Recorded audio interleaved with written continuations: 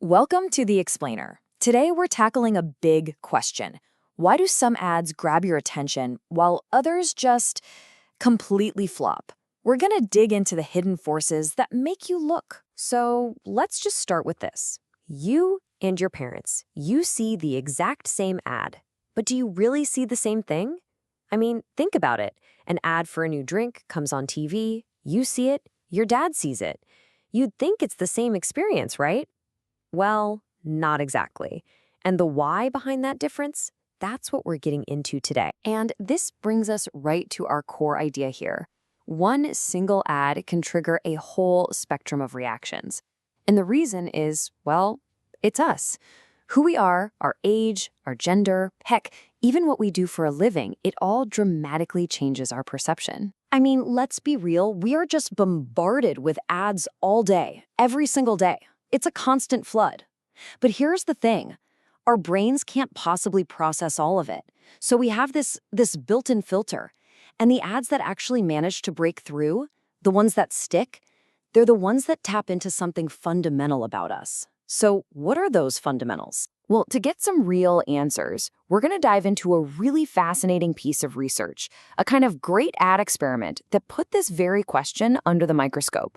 So this wasn't just some abstract theory. Researchers in India actually went out and talked to over 1,000 people about something we all see constantly, soft drink ads. Their goal was to see if, once you cut through all the noise, some really clear patterns would emerge based on who was watching. So, who exactly were they talking to? Let's take a quick look.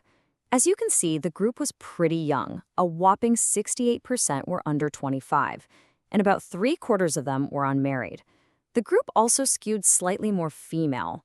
Now, you're going to want to keep this profile in your back pocket because it's absolutely crucial for making sense of what they found. Okay, so how did they actually measure if an ad worked? They used this classic framework from the advertising world called IDA. Think of it like a 4-step journey. First, attention. Does the ad even grab you? Then, interest. Does it make you curious? Third is desire. Does it actually make you want the thing? And finally, the big one, action. Does it push you to actually buy it?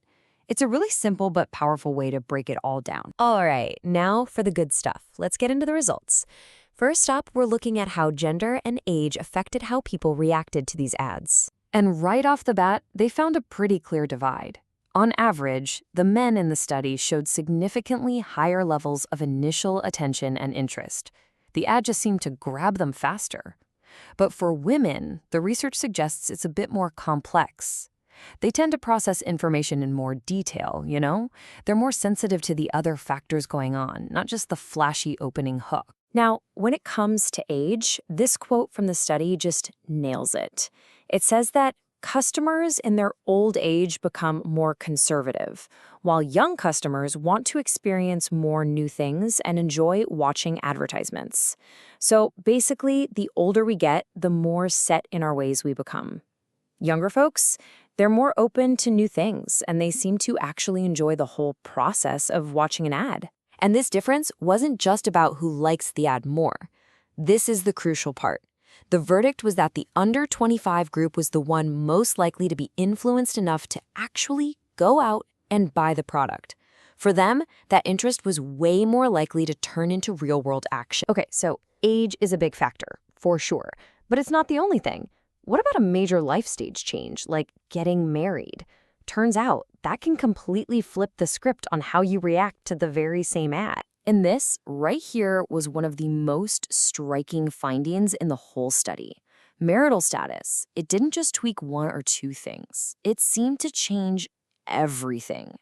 The researchers found that from the first glance to the final purchase decision, married and unmarried viewers were on totally different wavelengths. Just look at this list. The differences popped up everywhere, from grabbing attention and arousing interest to creating desire and even triggering a purchase.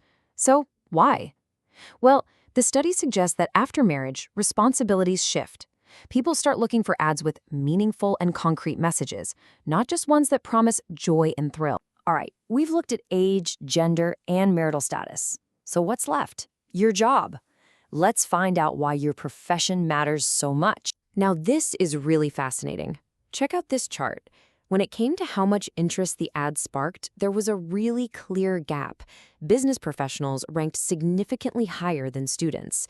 It's almost like our work brain doesn't just switch off when we get home. It follows us, influencing how we respond to a simple soft drink ad. Yeah, and it wasn't just about that initial spark of interest either. It went deeper, affecting the level of desire for the product. Time and again, the study found that the biggest gaps in perception were between students and other professionals. It really suggests that our career path fundamentally shapes what we want. Okay, so we've looked at age, gender, marriage, jobs. What does this all add up to? Let's talk about the science of targeting and what it all means for the ads you see every day. Here's why all this research is so important. You have to follow the money. A massive amount of advertising money is just, well, it's wasted. It's spent on campaigns that just don't connect because they're not talking to the right people. And that's why this stuff is so valuable to advertisers. Your demographic profile, your age, your gender, your job, whether you're married, it is not just abstract data on a spreadsheet. No way. It's the literal blueprint they use to design an ad specifically to capture your attention and ultimately to trigger a purchase. So I'll leave you with a final thought. The next time an ad catches your eye and it really makes you feel something, maybe you laugh, maybe it makes you want the product, just take a second and ask yourself, was this made for me? And see if you can figure out what part of you it's speaking to. You might just be surprised.